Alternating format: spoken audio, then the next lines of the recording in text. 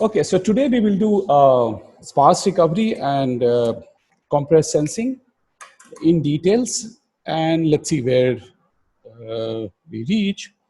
So we were seeing applications of count min and count sketches.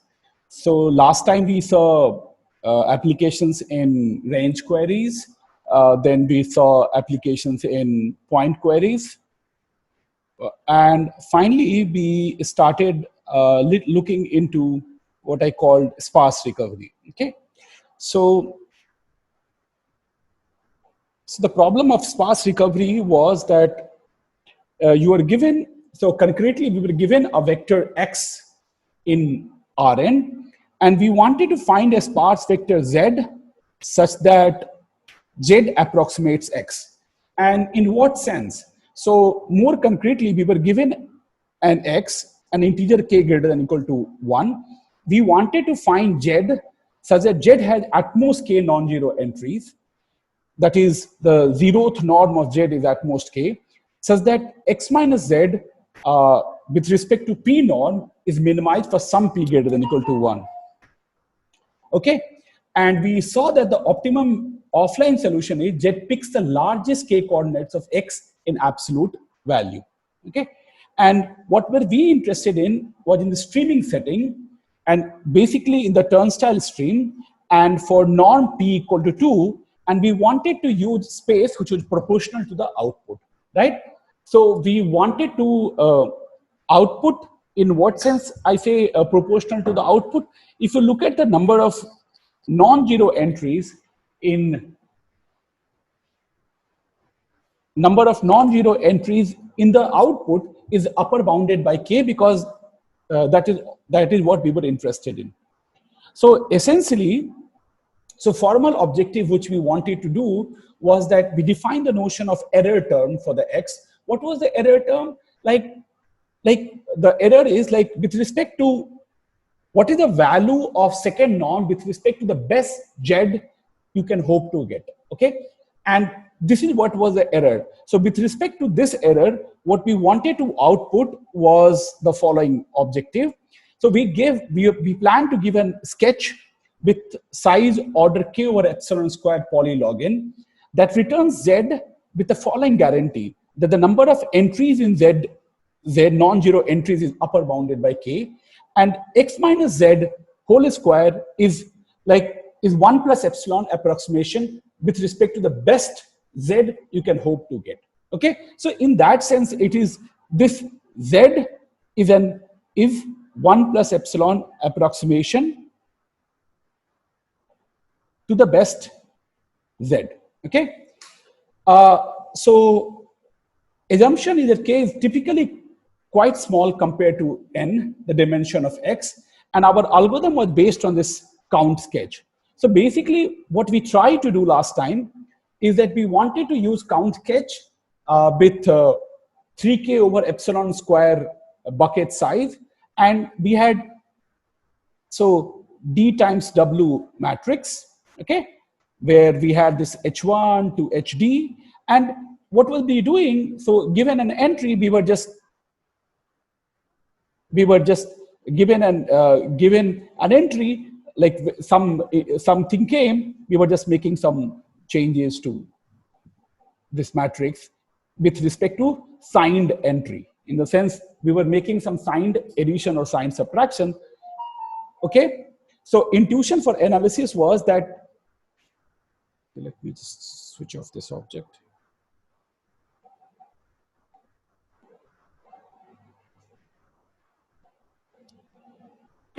Okay, so we had enough buckets. Okay, we had enough buckets that the k heaviest. So what was our offline solution? Our offline solution was that let's pick the k heaviest coordinate of our input vector. Okay, keep that and make all the rest zero. So what we would like from our count sketch is that these k guys has gone to different buckets. Okay, and rest of the small coordinates is spread out evenly. So the algorithm is basically you run a count sketch and you output a z such that the first k, like top k coordinates of with respect to this estimate, and the rest of them being 0. Okay, and so we will refine the analysis of count sketch to carefully analyze the two scenarios. What I mean by two scenarios, look, it is possible that the input vector has many non-zero entries, and or the many non-zero entries of very high values, right? Then in that sense, error term itself is so huge that we will not mind returning anything.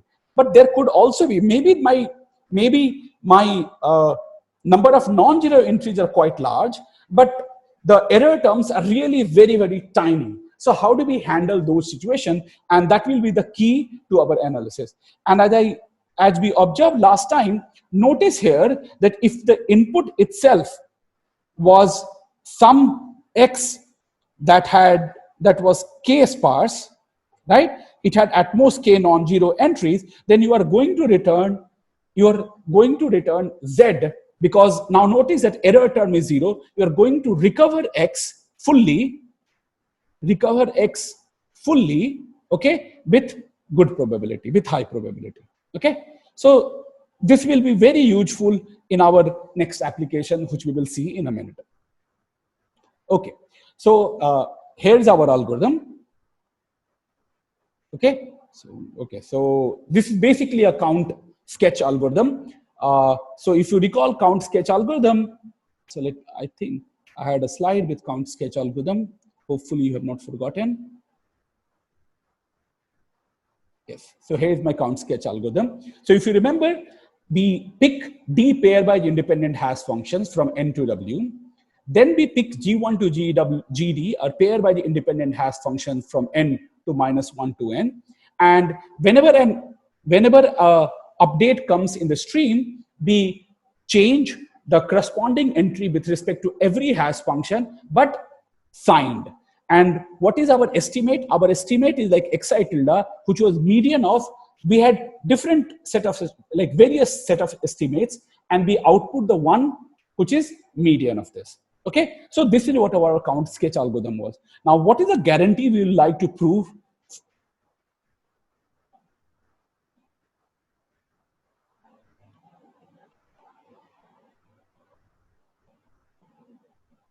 Is the following.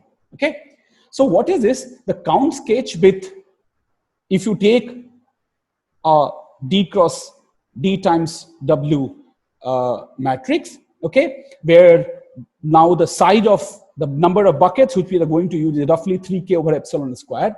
Then for every I in 1 to n, probability with very high probability for every entry, the xi tilde, our estimate of xi, and xi is not more than epsilon root k times the error term. Okay, and what was the error term? Was basically what is the best approximation you can hope to get.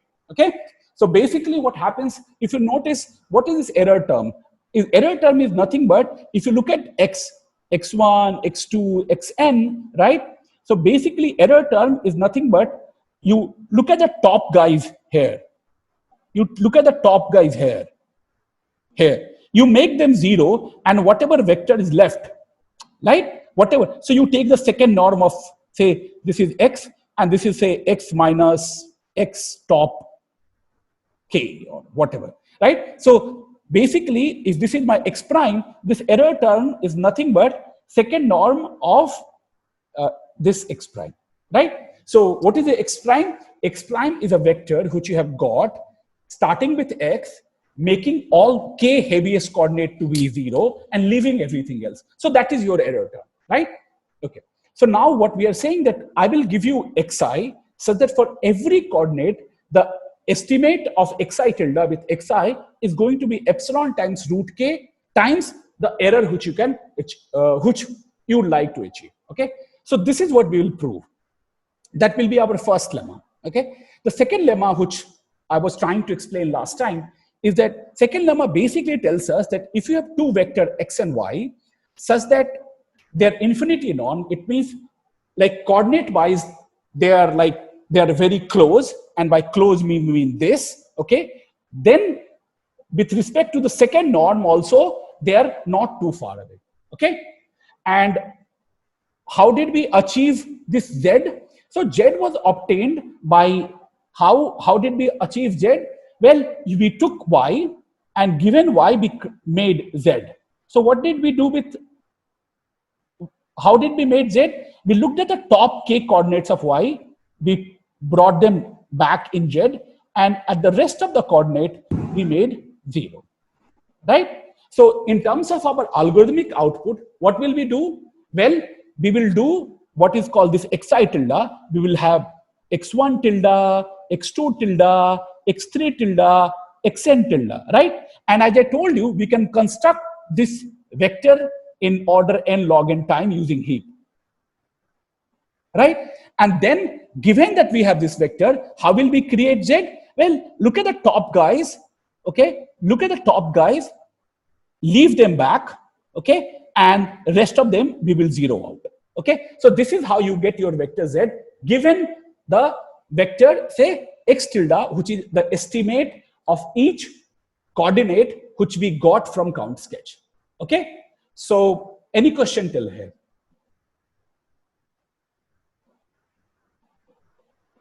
Okay.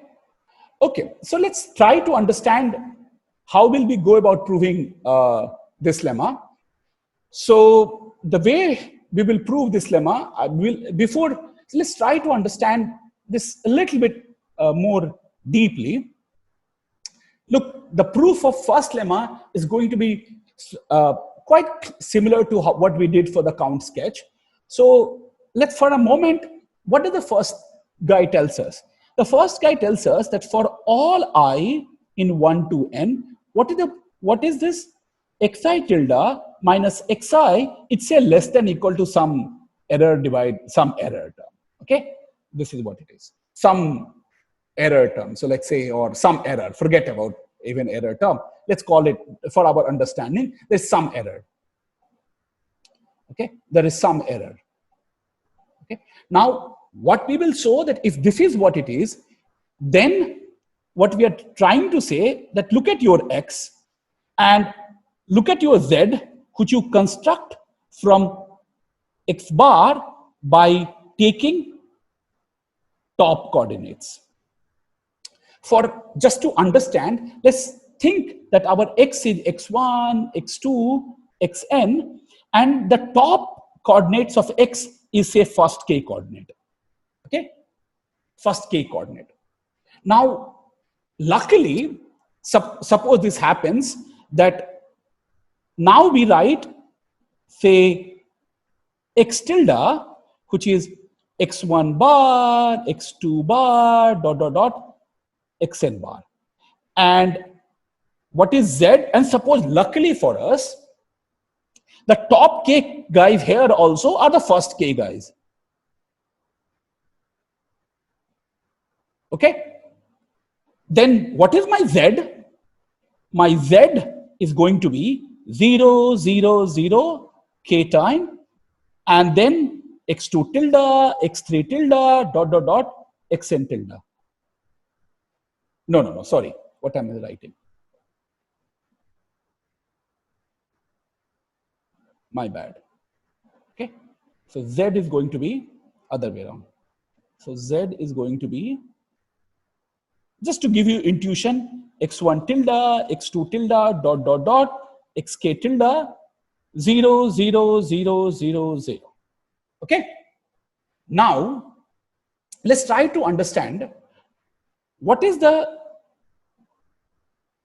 x minus z 2 norm, right? This is basically summation over all entries, like I going from 1 to n. What is this? Xi minus zi 2 norm. Or let's say whole square. Suppose this is what we wanted to compute, okay? Then what will be this? This term will be, yeah, so whole square. So this is basically summation of, so what will be the second norm of this? So the second norm of this is nothing but the square root of x minus x1 tilde plus x minus x2 tilde square, right?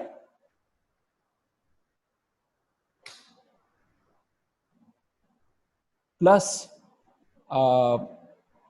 say xk plus 1 minus 0 plus dot, right? This is whole square. This is what this is going to be. So we should be writing here, not this. So what is this term? This term is going to be x minus say zi, xi minus zi whole square, okay? If I took the whole square. So this is what it's going to be. But I can write this as summation I equal to 1 to n, say I equal to 1 to k, xi minus zi whole square plus summation I going from k plus 1 to n xi square. Why? Because from here onward, z is 0.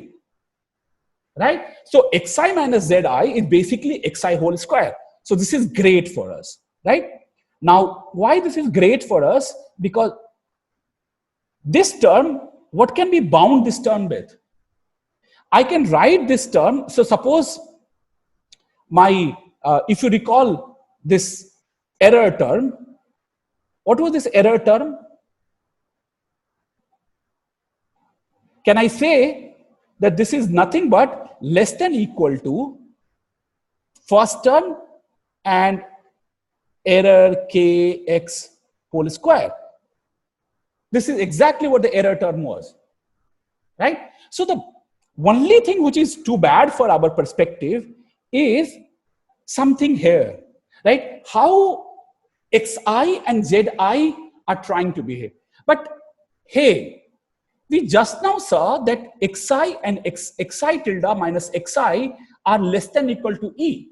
Now, so xi minus zi is less than equal to e. So basically, this term is going to be equal to, if you notice, this term I can upper bound by k times e square. Right? Now, this is, but what is our error? If you notice, our error is this. This is what our error is for each coordinate. Okay, great. This is what our coordinate error is. So what can we say then? If you notice, then this will become k times epsilon square error k of x whole square divided by k. Kk will get cancelled, and what we have been able to show to us that, hey, this is equal to 1 plus epsilon square error of kx whole square. And this is great for us because square is this, then square root is roughly 1 plus epsilon times error k term. Now, so if you notice, but you're never going to fall into this great situation. Why? Because the problem is that z is not going to be like, suppose x has top k coordinate here. Now x tilde is an estimate of this. Maybe if there are like, suppose there are not, like this is top k term, but suppose, just think for a moment that you have say 3k equal term. Now x tilde is going to give some estimate to us. So now still I will probably make first k coordinate 0, but now what happens that in your x tilde, maybe your top coordinate is here, some other coordinate, some other coordinate, some other coordinate. So when you in z, what happens that you're not going to get the same set of coordinate. So suppose here the coordinate is s, where you have a top guy, and the x tilde, the top guy is in some other set of coordinates t, then z will have, at t it will get x tilde, but other places it will have 0, right? Now, what happens when you take this second norm, there are terms where xi is a top term, but to to overestimate, like to subtract from this, we get nothing. In what sense? So if you look at term s minus t, right? S minus t, these are the term, for example, here would have been 0, then x1 is a top term, and it is going to contribute to this sum, but we have nothing to cancel out. We have nothing to take care of this. And this is the place where the proof needs a careful analysis. Okay. So what I will do now is that since the proof of this lemma is very close to count sketch, we will come back and do that analysis. But for now, let's just believe that this lemma is true, right? That for each coordinate, we have been able to show that the estimate of xi tilde is close to this in this following term. Then how does that imply the following lemma? Okay, so this is a new part of the proof. And let me do this proof because this style of doing proof is very common in lots of applications and lots of places, because it's a very clever use of, in some sense, triangle inequality, but we will see how it is done. Okay, so is the goal clear? So what we will do first now is that first we will give a complete detailed proof to the second lemma. What does the second lemma say? That look, you have a vector x which is coming and streaming, you have a y which is a basically estimate of this, and then with the help of y you have constructed z, and the property of y is that at every coordinate the absolute norm of xi and xi tilde are close to each other. Then as a second norm, they're close to each other. Okay, so let's prove that. Okay, so I will go directly.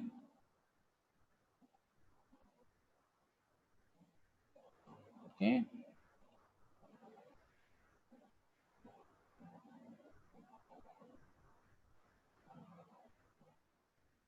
Okay, so this is where we want to. Okay, so x tilde is an estimated vector of count sketch, approximates x very closely in each coordinate. Okay, and what did algorithm did? Algorithm picks the top k coordinates of x tilde to create z. And what we would like to prove that z approximates x very well in terms of second norm. Okay, so this is our goal. Okay, so this is an outline. So just remember that at each coordinate, x tilde is a very close estimate to xi, and the way we have created z, we have taken this x tilde and taken the top k coordinates of this. Okay. Okay. So now S is going to be a set of k biggest coordinates in X. Okay. So keep in mind, here we have X. Okay. And F, it's some top k coordinates in this. And T is the biggest coordinate, k coordinates in Y. Okay. Which is X tilde. Okay. And this may not be at the same place. If this would have been at the same place, like at the same coordinates, then you would be very good, happy. Okay. So now let's get another intuition. Okay. Well, fine. There are some coordinates. Why did I not pick those coordinates and picked some other green coordinates? Right? The reason why I picked those, so what happened? There are some coordinates of X which I did not pick. Rather, I picked some other coordinates. So if you draw picture wise, this is what it looks like.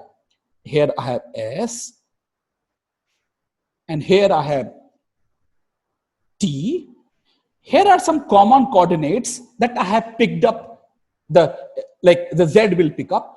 And here are some coordinates, okay, just to give you some intuition, that my Z vector picked up, or X tilde, and I did not pick these coordinates of this. Why did this happen? The reason why will this happen is that, look, all these guys are smaller values compared to these guys, right? Otherwise, like, so my estimated values here, right? My estimated values here are bigger than these guys. And that is the reason why I did not do it. So the best way, maybe let me draw a picture that might give us some clarity. Okay, so maybe, so let's draw. Here is our coordinates. Okay, this is my high coordinates in x. And now what does x tilde did? Like these are the top coordinates. X tilde decides to pick somewhere here, somewhere here. Suppose this is completely disjoint for all that I know. Okay, suppose this is the difference. Now you ask yourself, okay, fine. This is my top coordinates. But let's go back and look at these boxes here. Look at these boxes here. Look at these boxes here. What can you say about this? Look, all I know at this point of time that I did not pick these guys, did not pick these guys, did not pick these guys, did not pick these guys, did not pick these guys. This I know in x tilde. Like I picked up the green coordinates. Okay. So the point is, what the first lemma tells us that look, these guys are close to each other. These guys are close to each other. These guys are close to each other.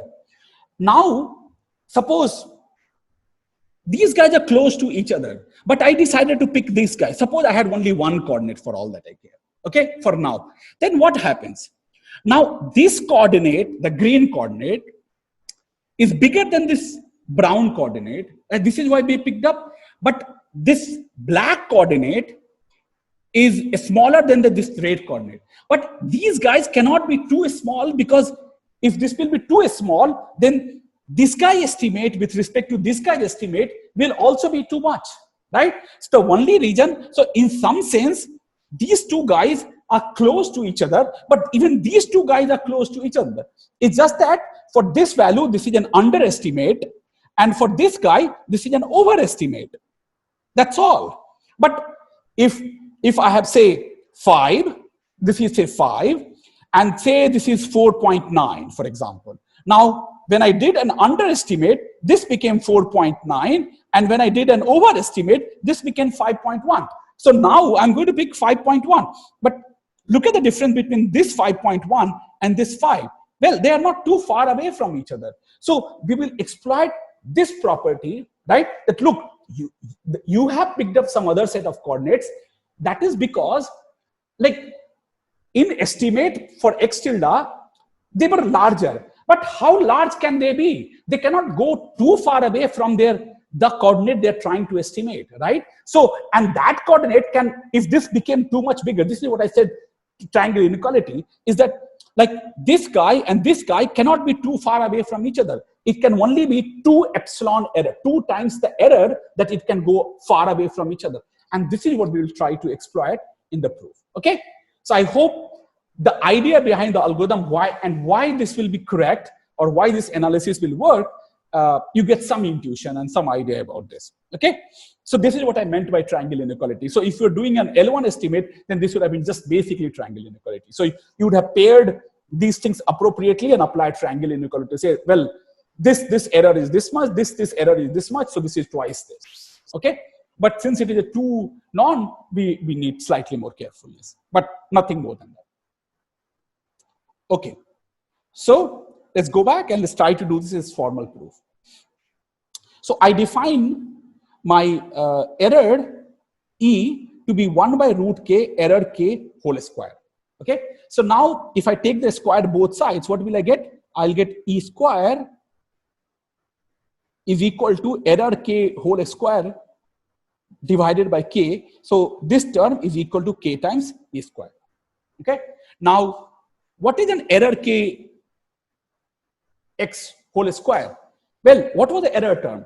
As I told you, this is deterministic.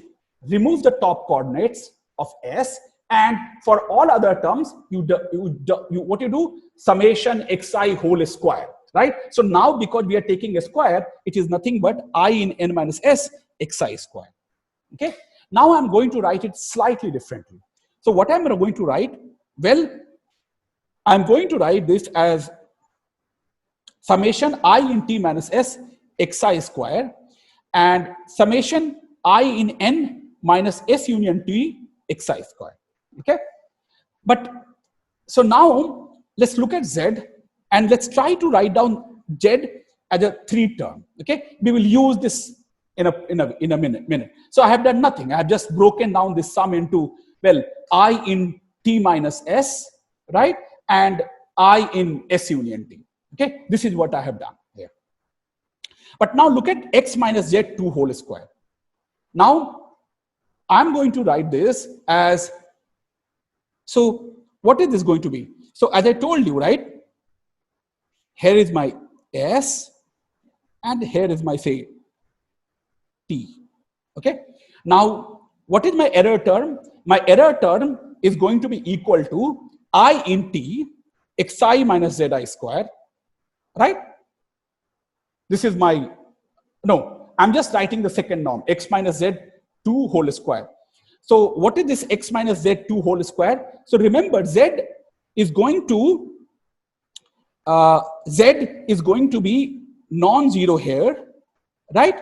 Z and 0 everywhere else, like here, here, here, here. This is how z is. So I in t, it is xi minus zi whole square. I in s minus t is here, okay, is xi minus zi whole square, and then I in n s minus s union t xi. So you removed everything else and this. But I in t, I understand that this is going to be xi minus ya square. But what is here? In s minus t, we know that zi is going to be 0. So it is going to become xi square. Similarly, here, everything else zi is 0. So I in n s union ti is xi square. Okay. So now let's bound each of these terms and then we'll see what happens. Okay. So this is what our sum is. Now, what is my first term? My first term, what is yi? It is nothing but I in t xi minus xi tilde whole square. Now, what do we know about xi minus xi tilde whole square? If you recall correctly, so xi minus xi tilde, right, is less than equal to 1 by root k. If I recall correctly, error to k x. Agreed? So now, what is this whole square? Xi minus xi tilde whole square is going to be error to kx, right, whole square divided by k. No. We also had, I think, epsilon, right? Sorry, epsilon. So we will have epsilon square. And this is the term which we will get as a whole square. Agreed? Now, so this is why I wrote. So what is this term, right? So if you recall, what did we write E as? E was for us, if I forget, 1 over root k error. Sorry about k to x. Okay. Now, so basically what I want to say is that, look, this is what for each terms are. But how many terms are there? What is the size of t? T is upper bounded by k. So the total error will be k times epsilon square error to kx whole square divided by k. Right? So k will get cancelled and what will be left is this. So this is great for us because this is only contributing epsilon square times the error which we are interested in. Okay, so this is great for us. Okay, now what other thing is great for us will be the last term. Why the last term is great for us? Because what is the third term? Third term is a common expression for this error to whole k. What was error to whole x? If you recall here, this is where I write here, right? This is I in n minus s union t. This term is common to the error term. So there are some more terms to this. So definitely we can bound the third term by this quantity. So this is what contributes like this. So up until now, how much we have incurred? This is less than equal to epsilon square, whatever error we are allowed to incur. Okay, and this guy has incurred already this. But what is not clear is how much does the second term contributes. And this is precisely those coordinates for which, as I told you, right, this is precisely those coordinates which are heavy, like which are big, right, because they are in S minus t and we have nothing to compensate for. But we will see in a minute that we can find some pairing trick to compensate these items. Okay, so the second terms needs the most care in these kind of things. Okay, so now what we want to bound. So this is what we want to bound. What is the value of xi square? So remember, f is the top coordinates in x, okay, and this is your t, this is your top coordinates in x bar, and we would like to do something here. Like we would like to bound values here with help of something here. That is our goal. Okay. Now, for now, let L be exactly equal to S minus T, which is less than equal to K. Since mod S is equal to mod T, which is equal to K, mod T minus S is also equal to. So S minus T is equal to L and T minus S is equal to L. And this is important for us, that both this side and this side is equal. Why? Because if the side of S and T are same, so if I remove the common intersection, the remaining part is also equal. Okay. Now, what we know, coordinates in S minus T and T minus S must be close within this. So what I mean by this, let me prove this to you, that they're close to each other. So a coordinate here and a coordinate here is close to each other. Okay. So, okay, so this is my claim. Okay, so let's see if I can add these. Okay, so what is A is max of, see, this is a quite cute proof actually. Max I in S minus T,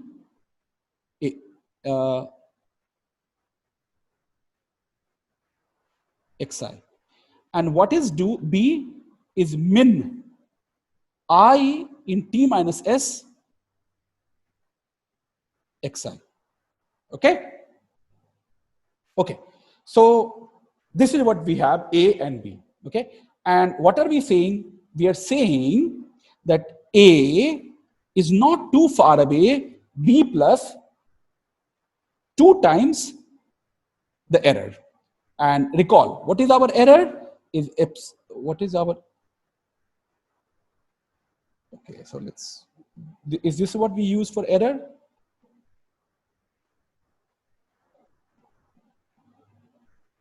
No. So let's say this is basically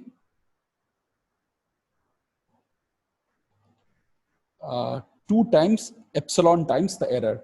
And what was our error? Our error was, let's see, 1 by root k error with respect to second norm for x. This is it. Now, how do we go about proving this? Okay. So what are we saying? That look at your, this is your x vector, okay? And this is your S minus T, suppose here, and this is your T minus F. Even the minimum guy and the maximum guy here, they are not too far away from each other. And that is what is going to help us. So basically what it tells us that actually, if you look at just S union T as a coordinates in X, the values there, like the values which you missed and the values which you picked in this, they are close to each other. Okay. So this is what we would like to show. So how we are going to show this is quite nice, is that what do we know? So for all I, this is what we know, okay? What does this imply? Xi minus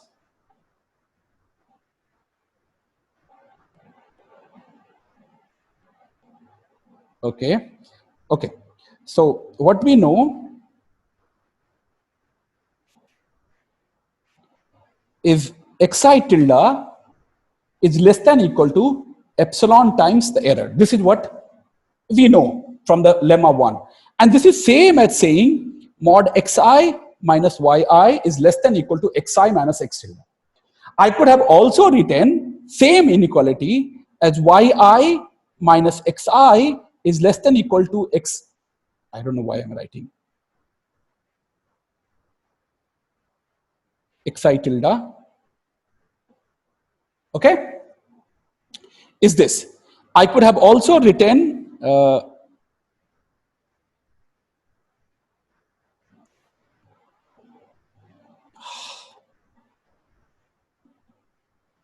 xi tilde minus xi is less than equal to xi minus xi tilde less than equal to epsilon times error.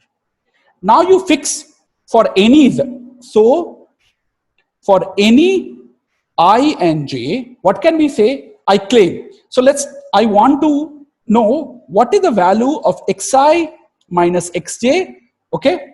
I claim this is, so just let's sum this up, okay?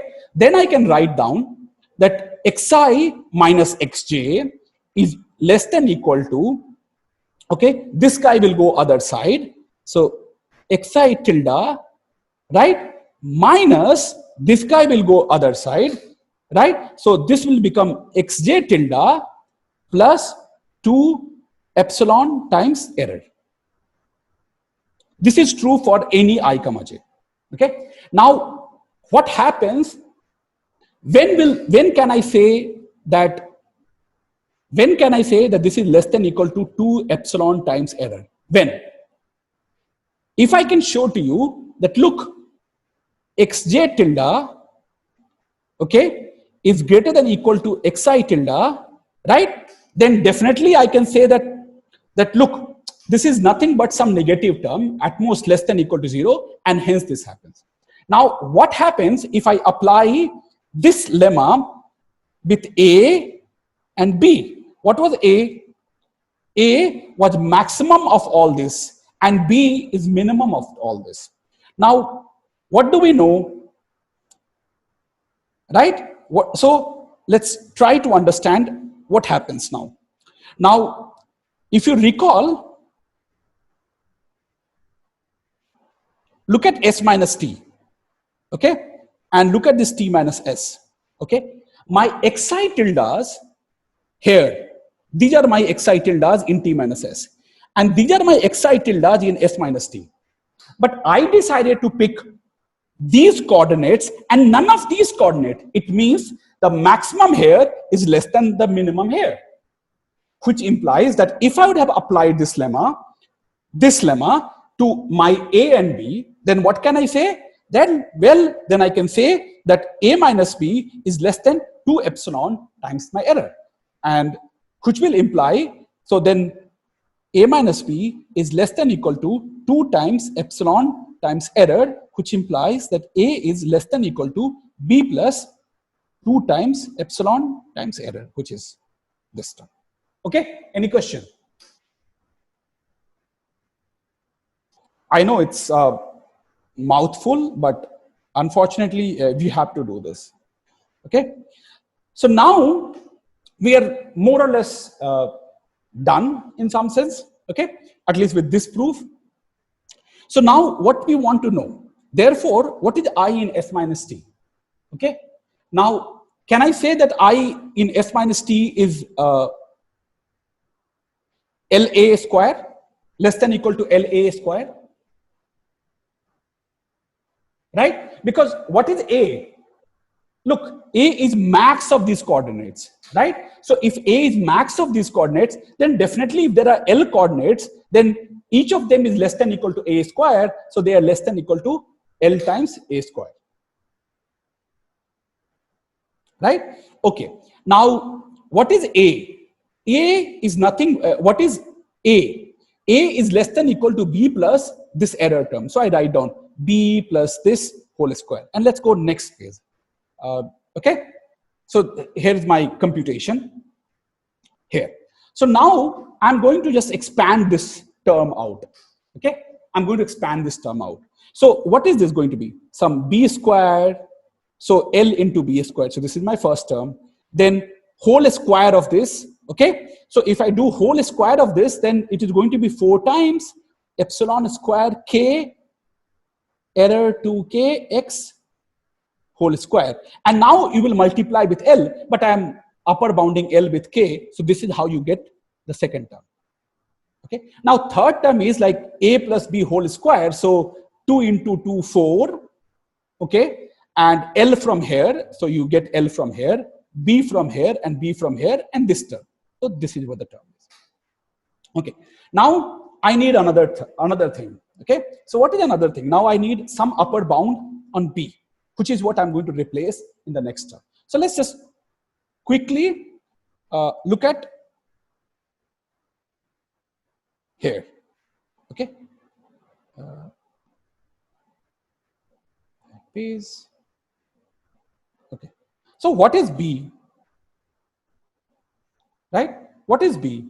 So B is minimum of, okay, I in T minus S mod xi. This is what B is. Now, what can you say about B? Okay. So suppose these terms are like, say, okay. So now what can I say? Look, so let's write down X, like X restricted to T minus S and whole second norm. Then this is going to be less than, this is going to be, what is this going to be? Okay, so this is going to be equal to square root of summation I in T minus S, okay, or say J in T minus S, xj whole square. This is what it is going to be. Okay. Now, what is this at least? Right? Now, look, B is minimum. So some term here is definitely equal to the minimum. So I can write down this is less than equal to L times B square. At least L times B square, which implies this is equal to square root L times B. That implies that B is less than equal to X restricted to T minus 2 second norm square root of L. Okay. So B is upper bounded by this quantity because of just the minimum. Okay. So B, this is what I replace here. So B I replace by X T minus S whole square second norm L and the error term and this. Well, now this is, I just K and K gets cancelled. So you get 4 epsilon square error K whole square. But the interesting thing is here, so this is the same thing, this is the same thing. Now let's notice here what happens. L and root L get cancelled. So root L is left and root K is left. Now what is xt minus S? 2. This is nothing but error. This is upper bounded by error 2kx because it is like a substring of this term. So I can upper bound because all other quantities are this positive only. So this is, I can upper bound this term with this term. And hence we get this. Now L is less than equal to root k, right? So this is less than equal to 1. So now here is epsilon square, here is epsilon. So we can upper bound this term with epsilon. So this is why you get L into B squared plus 8 epsilon error 2k x whole square. But what was B? B was maximum of, if you recall correctly, B was maximum of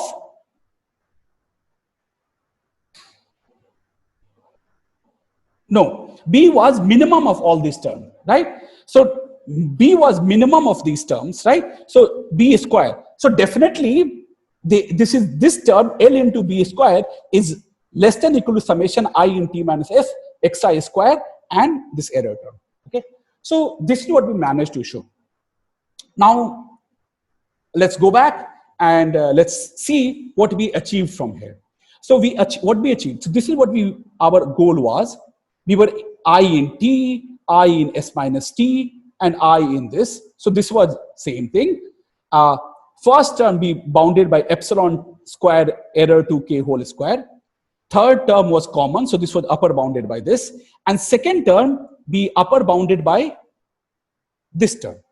Now notice that this term, and so I can write down the third term, this term and this term, and together they are less than equal to error 2 times kx whole square.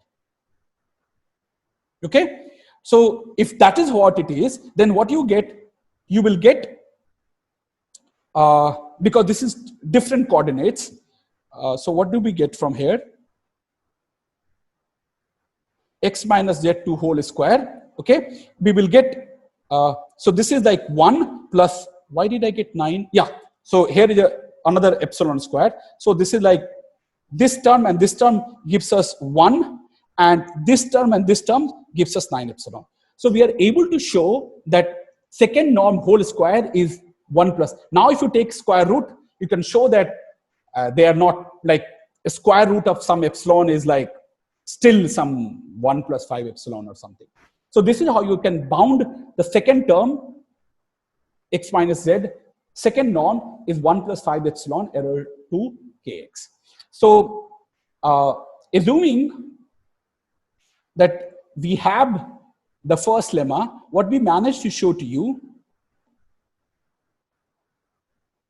is this lemma. Okay. So given that if this is the case, then we can bound the second norm with 1 plus 5 epsilon. Now the question arises, how are we going to do the first thing? And first thing is really nothing but error correcting analysis. So what you do is, so you refine your old analysis. So what I mean by this, so now you say, let me T big B, I prime is one of the K biggest coordinates in X. Okay. And what is T small? All the remaining coordinates. And what is your error K 2x whole square is nothing but summation of this. Now I ask, so what am I doing with my analysis? So what I have done is that I have fixed a hash function HL, okay, and fixed a bucket,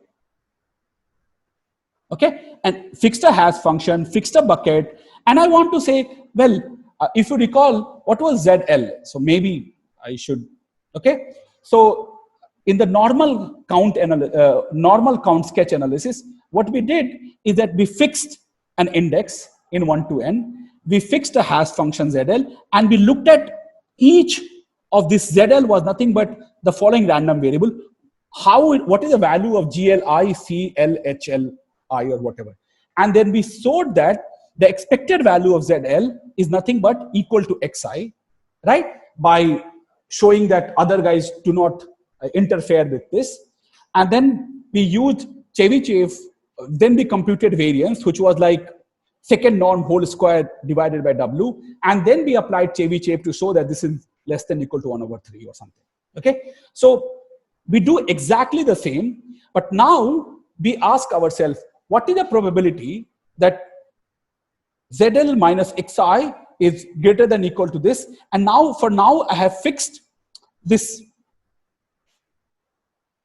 some I as a coordinate. Now you ask yourself, is that what is the probability that two coordinates in the big buckets, they go into the same, like they collide among each other? So you first bound that, and that is exactly what this term does. Okay, so what is an AL is an event that there is something in the big bucket that they collide with each other, And you can show that probability that this happens is like at most epsilon squared by 3. That with this probability, no big coordinates collide with I under HL. Okay, and this is exactly the same. So let me not waste my time on this. There's a proof here. You can do that. Okay, and then what I would like to do is that, look, okay, fine. So now I have Xi, I have big bucket, and I have small bucket. Look, so for now, believe me that, say, big buckets, things do not collide a lot. So condition on that, you look at the small coordinates. Now, look, what is a small coordinates? Like, you're basically, error term is nothing but with respect to all the small coordinate. And that analysis is exactly the same with count analysis, because what does count analysis did? Well, it was trying to bound the error in terms of 2 norm of whole thing, which is x2 squared by whole w. Now, for the small bucket, you're conditioning on the fact that, well, nothing bad happens, like no big coordinates collide with each other. So they are going to contribute. You can again show that this happens with probability 1/3. This is exactly the same analysis as before. So I will not do that. But now, what basically happens is that, so now for the analysis, we have to say, look, if this is larger than this, then either the big coordinates collide with each other, or this term is more than this, and then you apply just union bound to show that this is less than or equal to 2/5. Okay, so you can look into this. This is exactly like count sketch, so I am not doing this. I will also point it out to you something proper place where you can look into this. Okay, so so this is how the analysis is. Okay, and then this is with respect to one coordinate. So now you can take several hash functions, take this median trick to show that every term is close to each other with very good probability. Okay, so this is how you can show. This is basically count sketch applied. So making your distinction between big bucket and small bucket. Okay, and then doing the analysis separately on then applying union bound and doing this. I mean, if you do not understand this, then next time if you tell me, I will explain to you. But for now, I think it's a good time to take a 5 minutes break before we move on to next application. So basically, the takeaway message from here is that count-min sketch is very good even for the sparse recovery. And the reason why actually it works is that count-min anyway gave us a good estimate for each coordinate. But even though the coordinates could shift from each other, but why are they moving from each other? Because if I look at just union of these guys, they are close to each other. This is why we decided to exclude some coordinates from here and pick up some other coordinates here, because they're close to each other. And this is something that as a part of the proof that we should take away from here. Okay. Okay. So I think with that, I will take a 5 minutes break. And after that, we will do some other kind of sparse recovery. This object has application to signal processing. But to be very honest, I did not understand completely from the Wikipedia and whatever literature I read. So here it is. If you can, please let me know. But even if you did not understand something up until now, from what I'm going to tell you now is completely going to be independent. So even if you zoomed off, you can wake up now. Okay. So now I'm going to do a slightly different way people pose this problem of sparse recovery. Okay. So now we have, suppose for now that we have some hidden vector x in Rn. Okay. And you can access this vector x using linear measurements. What I mean by this, okay?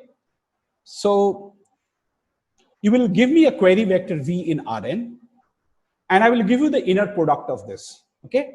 So I can get the inner product v dot x. So you give me v. So this is x hidden in my head, okay? I will give you this v dot x, okay? So this is what I mean by query vector. And the objective is, okay. So the objective is, okay, my pause didn't work. We would like to recover X, making as few queries as possible, okay? A1 to AM. So what is my point? So I have some hidden vector X in Rn, okay? And I would like to recover X, making as few queries as possible, okay? So when X is arbitrary, you need to make n queries to recover any arbitrary X. And if you have not seen below, then can you tell me how can you recover X?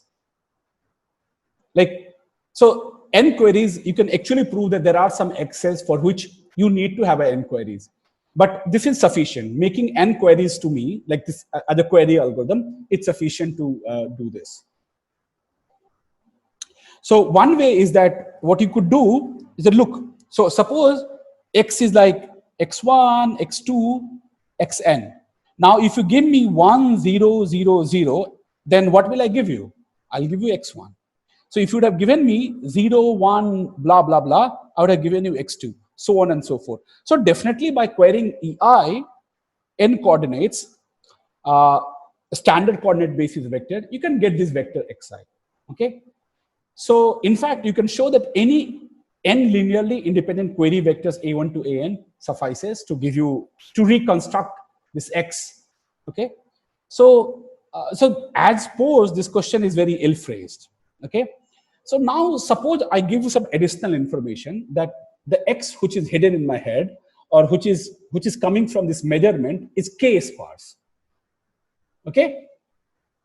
What is the meaning of this? There are only K non-zero entries in X. Okay. Now, if I ask you a question, how many queries do you need to give me?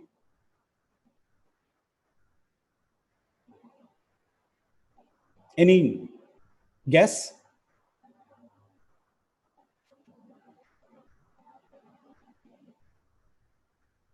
Do you get the question?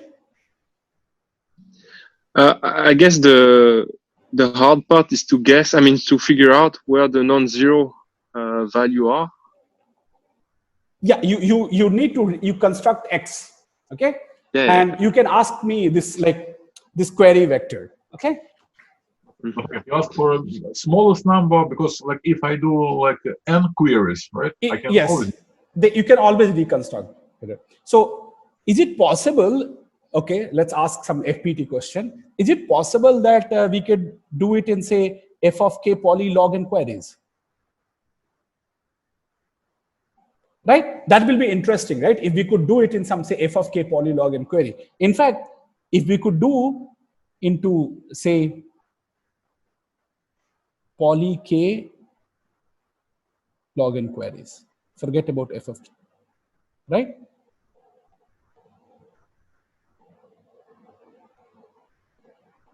Right? So at least here, at least here, I know there are lots of good questions. At least that, like as a PC people, or this, we can attack many of these questions. Okay, at least I check the literature. At least some of these questions has not been done. I will point out those questions to you. Okay, so this is why I changed track, and I thought that I will do this part a little bit more because maybe this will at least interest you. Okay, so what is known? So the real question is, actually, if you notice that given some measurement B equal to AX, where A is an M cross N matrix, where number of rows M is much less than M of a hidden K sparse solution X, we have to find X, right? This is the basic question, right? Because you can think of this V as like V1, V2, Vn, right? Because what I'm giving you, so if you multiply with this, I'm just basically giving you v1.x, v2.x, vm.x, right? So basically, let's think of this that I give you B, okay? I give you B, okay? Where A is some M times N matrix of some hidden K sparse solution X. So there are two questions. What this A should be, that's one question, okay? And even if I told you A, how to like even if I give you B, how will you reconstruct it, X, right? So there are a couple of questions that we have to think in head. Okay. So where does it has application? Okay. So it has application in something image processing. Now let me explain to you why it has application in image processing. Let me say, okay, 1 second. I wrote it down. So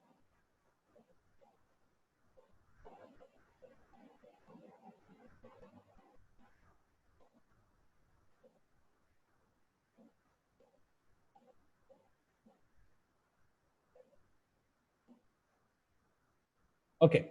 So what I mean by image processing. So in lot of cameras and all this, actually what happens is that the picture which we take, this pixels, okay, it is very, very, very big. Okay, so this is my camera. Okay, camera. So you take a picture. Now what happens is that we compress this, like, because a lot of these bits or the pixels are like empty. I mean, they are not at all being used. Okay, so what people do is that you apply some transformations, and to long vector you get a small sketch or a small dimension vector, or you like much smaller measurement, you get y. Okay, now the question is, how do I, okay, how do I recover this y? Like, what should I apply that recovering process should be easier or could be easier? I mean, we cannot say that it will be easier. Okay, so for example, this is what I mean. So images becomes very sparse when you measure in what is that called, this like Fourier basis or something. So this allows us to compress, but at some point of time is like, so basically what you do is that you first capture the whole entire image, then compress by discarding non-useful frequencies, and then try to decompress it. Okay, so this is where this sparse recovery finds applications. So basically what you will have is some y, and with the help of this y you would like to reconstruct the whole image. You might just ask, why not just measure the few pixels to begin with? Okay, so for this there's something called, go and Google, there's something called single pixel camera. Okay, you will get lots of information. At least I had fun today morning. Okay, so you will find lots of this information. So in compressed sensing or image processing, this finds lots and lots of applications. Okay, so you have this, you have compressed it. Now with the help of, now you have, this is what you have in your hand, right? So why it is, this is a small vector? Because this is only, what will be its dimension? What will be the dimension of this? So this is, n is big, but this is m cross n, and this is n cross 1. So you basically have m cross 1 vector, and from this you are trying to reconstruct this n vector. Okay, and this is very sparse. Okay, so another applications which I'm aware of is like where this, so you want to find parameters in machine learning model that fit our data. So what is the most obvious thing is it, there are many models that fit our data, but you actually like to choose the one with fewest non-zero parameters. So that is also where these kind of objects finds its applications. One more applications is like where I know, like in lots of places, measurements are expensive. You cannot do lots of measurements. So for example, while exploration. So one actually here takes measurements by exploding dynamite. So you do not want to do this too many times. So, but you, based on those measurements, you like to reconstruct the information which you wanted to have. Okay, so before I go further, look at this application which we talked about, this image thing. Okay, look, I don't know what picture you are going to take. Am I right? So your picture could be anything. So your picture could be X1, X2, or let's say picture could be anything, right? X, Y, Z, right? I cannot be changing my matrix here. Like, I mean, I boot this matrix. Okay. So basically I have one matrix A hidden here. Now, what am I interested? So what I will give you? AX, I will give you. AY, I will give you. AZ, I will give you. This is what you will get from me. Say X prime, Y prime, and Z prime. And from here, you would like to recover X, Y, Z. So what is this A? Like this A is a matrix of m times n dimension, which gives me measurement with respect to every big n vector, like big k sparse vector. And what I would like to do, it is such a great matrix that with help of this, I can recover anything. Okay, so let me put it formally. Okay, so what we want to design an m times n matrix, say A, with m as small as possible, so that any sparse k vector can be recovered uniquely from the measurement B equal to AX. Okay, so is the question clear? This is basically the question of compressed sensing. Okay, so what is this? I would like to construct a matrix A which has the following property. Okay, now you apply any n. So this is my matrix. Okay, m times n matrix. Actually, I'll give you a matrix. This matrix very soon. And what is the property that you apply? You apply anything to this X, you have got B. Okay, so I will give you A, I will give you B. Okay, A you know, because A you have constructed, you will get B. The point is that for any vector X which is k sparse, okay, I will be able to recover X uniquely from, like, looking at A and looking at B, I can recover X uniquely. Now, you get my point? So this matrix has an amazing property. What is the property of this? If I'm going to recover uniquely, it means AX and AY, where X is like k sparse, Y is k sparse, they cannot be matched to the same guy, because otherwise, I don't know, I cannot recover X uniquely. So this is an amazing matrix which for every k sparse vector, okay, it maps to something which is unique. Okay, so this is a great property of A. So this is the kind of matrix which I want to construct. Okay, is the question clear at least? Please ask me if the question is not clear. Saket, you are going to have some error, right? At this point of time, there's no error. Like, okay, I will recover it uniquely. Okay. We'll get to the error and all these things at the end. Okay, but let me first show you existence, why such matrix even exists. But then you also probably should have some strong properties on the vector X. It should be very sparse, for example. No, Feder, this is k sparse. All I am asking you is that this matrix is k sparse in the following, like it has at most k non-zero entry. That's all that I'm asking. Okay. Yeah. Okay, that's all that I'm asking. Okay, we will see. So of course, M will depend on the k in a minute, right? Because we want to M as small as possible. Okay, actually, also, I'll give you a correct. Yes? You want A to be deterministic or random? Feder, like I'll give you both construction. It's magic. Okay. Okay.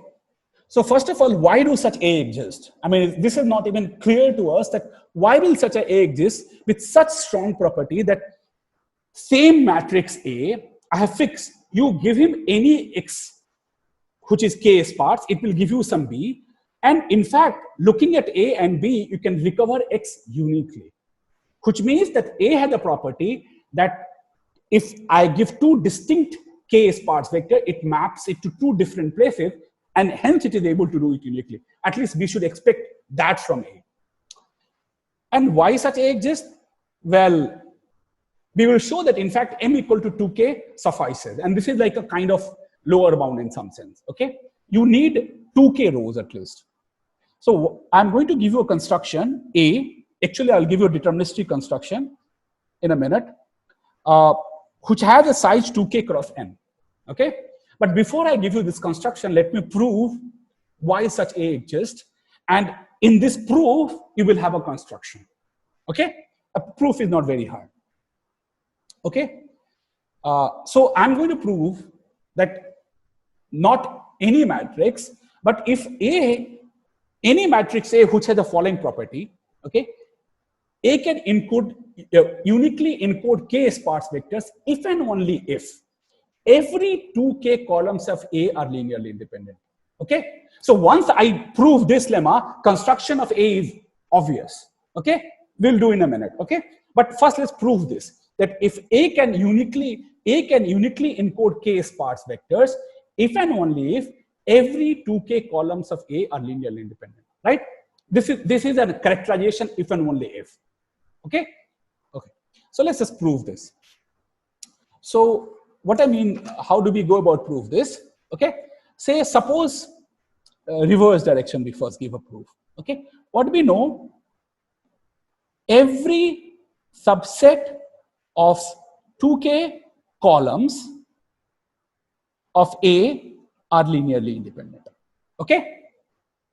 Then what I want to say, that I want to say that then I want to say that this implies, what does this implies? That AY is not equal to 0, okay, for any non-zero 2K sparse vectors. Is this clear? Why is this true? Is this clear? Why this is true? Because look, suppose you have a non-zero 2K sparse vector. Okay, so think of this way, right? Suppose A, I write it as A1 columns. These are my columns. Say A1 column, A nth column. So if you multiply with some matrix, like say Y1 up to Yn, this is M cross N, and this is N cross N. Then this is nothing but this multiplication is A1 Y1 plus A2 Y2 dot dot dot A N Yk. Now, if Y is not equal to 0, and this is the 2K sparse vectors, right? If you go and substitute here, you cannot, if AY equal to 0, it means what will it imply?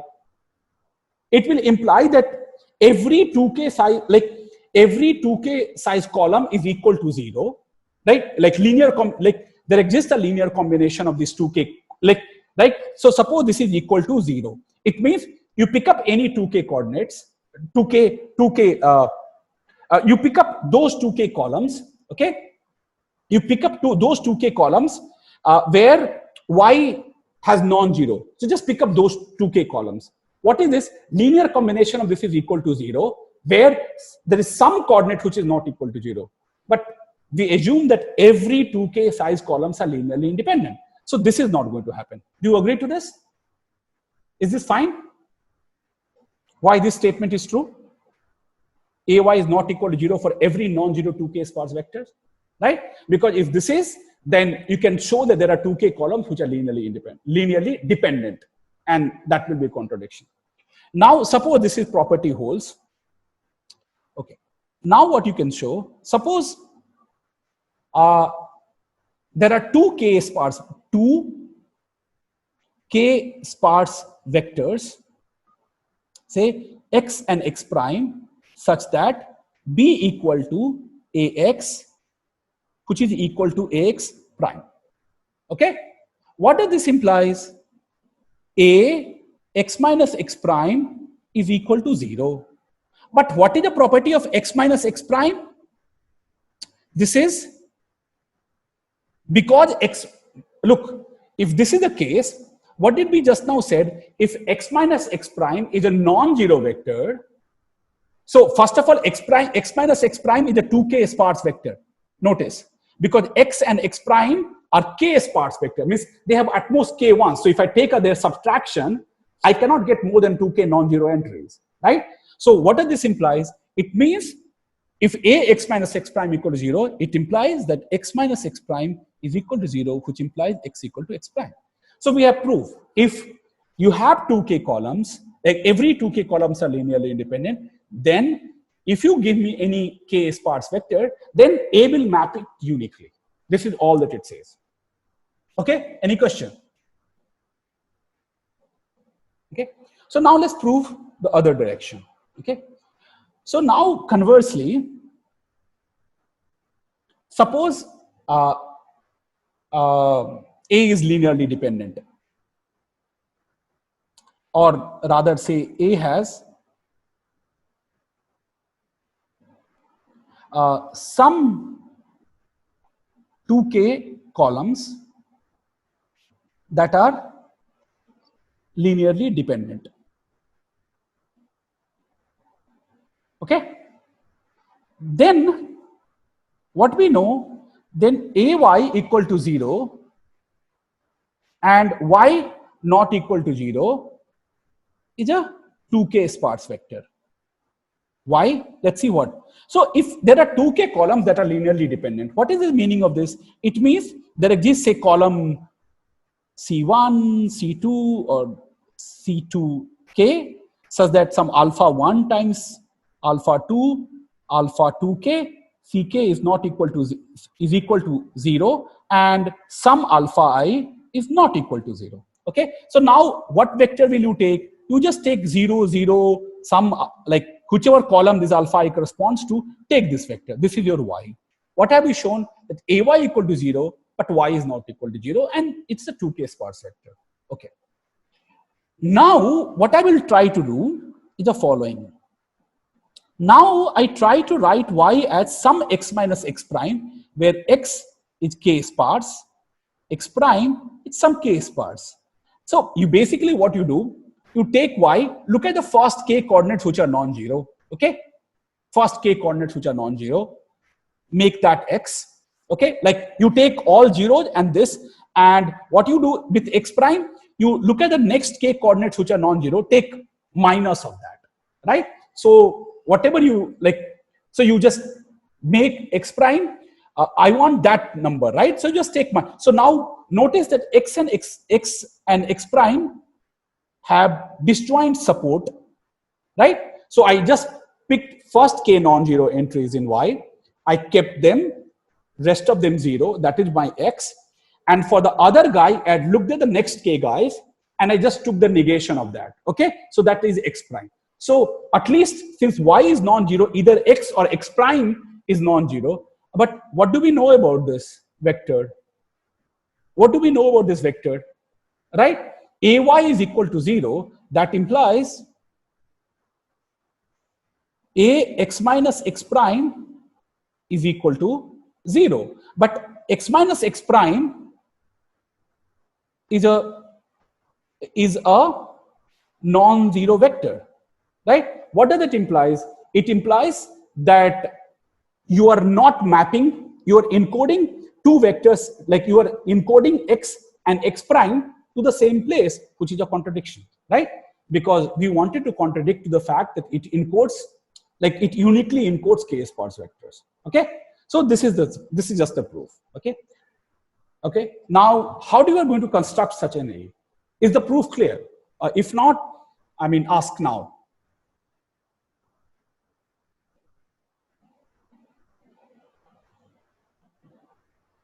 Okay, so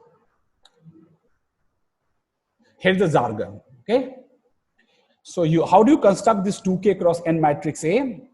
Say by choosing each entry in a identically distributed normal distribution with say expectation 0, variance 1, and then you can show with very high probability 2k cross 2k submatrix does not have full rank with essentially 0. The reason why I introduced this jargon today is that from next time onwards we'll explain this jargon. But okay, let me construct a different matrix for you deterministically.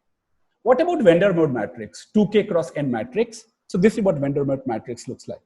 So I just choose n numbers, and this is what I write: 1, 1, 1, 1, 2, 2, 2k minus 1, 1, 3, 3 square, 3, 2k minus 1, 1 n, n 2k minus 1. So determinant of any 2k cross 2k submatrix of A is non-zero over R. In fact, you can take any finite field of slightly larger size and you can show this every 2k size, 2k times 2k submatrix has a non-zero determinant, and hence they are linearly independent. So have we constructed such a matrix, right?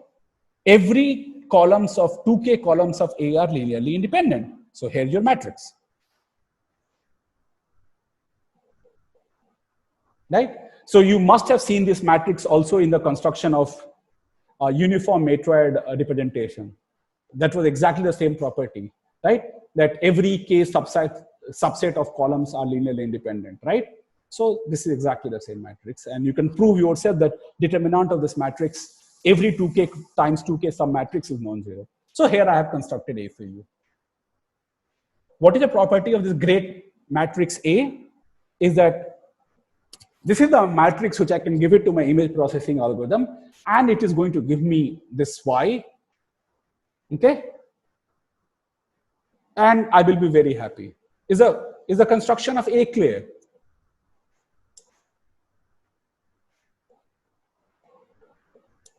Okay. So we designed an A with only 2k rows. So now you are given B equal to AX. How do we actually find the corresponding k sparse x? Okay, decoding algorithm, right? So we will, now I know what A I am going to use. I gave you B, give me X. Look, if A would have been, say, n cross n matrix, and B would have been some 1 cross n, then you just take its inverse and you are happy. But here, this is not the case. Okay, so what we want to solve? We want to solve the following L0 minimization problem. Okay, so I want to find an X whose first norm is minimized or zeroth norm is minimized. It means the number of entries are minimized such that AX equal to B and X is in Rn. Am I right? This is the problem we want to solve. Unfortunately, this problem is NP hard in general. Okay, but we can design an algorithm which is n to the power k algorithm, actually n choose k some poly in n. Okay, so one question which I thought is interesting here is this FPT W1 hard, even for the matrix A, which is van der Moor matrix, right? In general, right? Is this right? So is this decoding algorithm FPT or W1 hard? I don't know. I checked. I didn't find anything actually. But or like something around this question is definitely interesting. Okay. So we actually would like to solve some L0 minimization problem, but this is NP hard in general. Okay. Now, so what happens in practice? Okay. So what happens in practice is that we do miracle of what is called L1 minimization. Okay. So in practice, what people do is the following. You forget about L0 minimization. I want to do L1 minimization problem. Okay. What is the meaning of this? Now I want to minimize mod x1 such that AX equal to B, X in Rn. Okay. So what is mod 1 norm of X? Is basically summation xi, I going from 1 to n, right? But why we would be so happy in solving L1 minimization problem, not L0 minimization problem? Because first of all, we are solving the wrong problem. We are trying to minimize L1 instead of L0. So it is a miracle that this should work, but actually this works.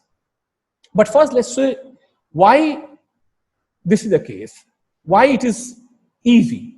So I'm going to convert L1 minimization problem as an LP problem, like linear programming problem. How? So what is X?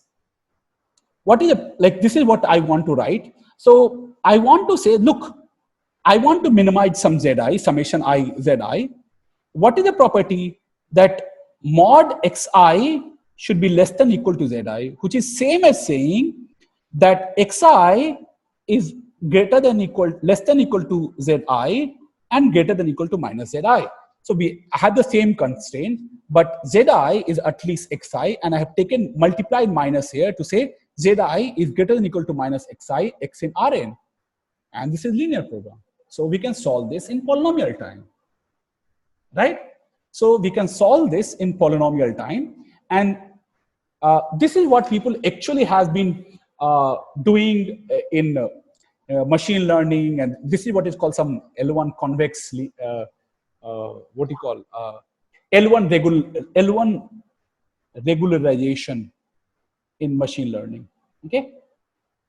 So this is a very common strategy that if you wanted to find some L0 estimate, you don't do that.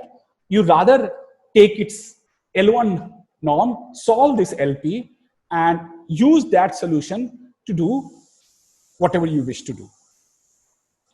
Okay? So let me give you a quick reason why this works actually. Okay? And now you will see that we start to get some errors and this and that, okay? But exactly solving, for exact solving, we needed L0 minimization, which is an NP-hard problem, okay? But here, hardly much of parameterized complexity has happened. So this is a very good place to do parameterized complexity. But in practice, let me go ahead, because after all, I was giving you application of count sketch. So what am I talking about these things now? So you will see some magic happening. So now let's understand what is the miracle of L1 minimization, okay? So I'm going to say that a matrix A is good if it can solve sparse recovery via L1 minimization problem for every k sparse vector k, okay? So now I'm going to do a sparse recovery not by a L0 minimization problem, by a L1 minimization problem, okay? And these are called good matrices, okay? So you solve this L1 minimization problem, and you can with the help of that, you can recover these x's, okay? Now, so here is one construction. So let A be a random m times n matrix with m being k log n by k, where each entry is 1 minus 1 with probability half each. There's nothing special about plus minus 1, okay? Any reasonable model of randomness work, then A is good with high probability, okay? So these are the kind of matrix people work with, right? So you can actually, you can exactly recover this k sparse vector, okay? Modulo something, which I'll tell in a minute, okay? By not doing L0 minimization, but doing L1 minimization problem, okay? In machine learning, this is also called surrogate or something, but this is optimal actually, okay? Now, there are lots and lots of work had been done constructing these matrices. These are called rest in peace matrices. No, that is wrong. Okay, but what do you mean optimal? So there are constructions where you really need k log n over k. Exactly, Fidel. Right? But look, these are different questions, right? Because now I am not doing L0 minimization. So given this, I will do L1 minimization, and from there I will be able to recover my x. Okay? Basically, when you do L1, it means that this relaxation gives you the same solution, nothing else. Yes. Mm-hmm. Okay. Right. But this is called restricted isometric property, okay, not rest in peace matrices, as I told. And first such matrix was given by Candace Romberg and Terence Tao and Don Ho, and lot of work has happened in signal processing and algorithms. And in fact, there's a deterministic construction for such matrices. Okay. Okay, so this is a whole subtopic which one can study, but I will not be doing this. Okay, okay. So what is this restricted isometric property? Okay, so for any integer k and delta greater than 0, we say that A satisfies k delta isometric property if you look at the second norm of AX, right? They are not too far away from each other, okay? So what people do is that, this is why I said that you may not be able to recover x completely, but more or less you can recover x. And in many cases, if x is say k sparse and coordinates are not very badly behaving, okay, then just this will give you this will recover X completely, because this should hold for every k sparse vector X. Okay. So since all other coordinates are too far away, second norm will be 0. So you will not get those coordinates anyway, right? So you will be able to get these things, but this will be still an estimate of X, right? It will not be exactly the X, but this is good enough. This would be good enough for most of the purposes in machine learning and compressed sensing and all these kind of things, right? So this is what people actually do in practice. Okay, so they may not get X, but they get, with the help of this A, and they're able to recover this k sparse vector. I will give you one such construction in a minute. Okay. Okay. So what it does, that for every, what is the property of this? You're given k and delta. You are able to maintain second norm of every k sparse vector X. This is what it does, right? So if you just apply this transformation AX, take its second norm, and you actually would have taken the second norm and whole square, which is same as being some delta prime and 1 plus delta prime, if you just take the square root both sides, all sides. Okay.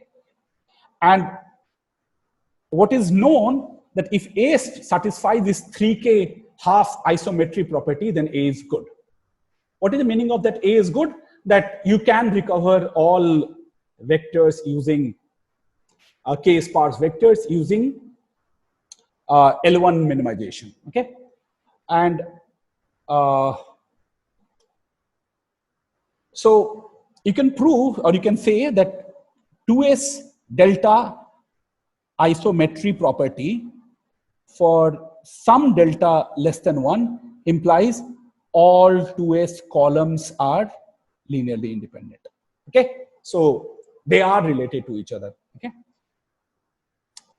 so what we have seen so far, we saw that given X in the streaming fashion, we can construct sketch that allows us to find k sparse Z that approximate X with high probability. We saw such a construction in some time back, right? This is what our sparse recovery algorithm for count sketch was doing.